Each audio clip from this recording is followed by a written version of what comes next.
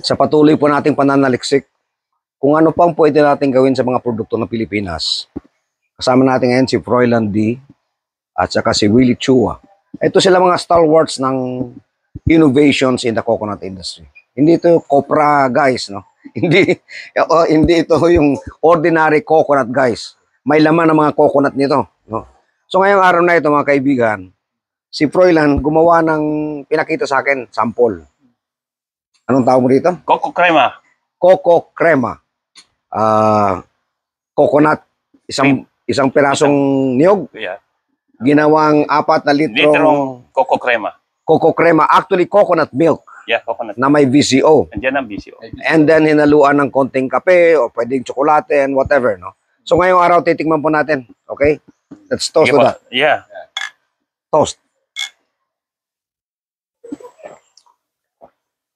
Oh, parang Starbucks, di ba?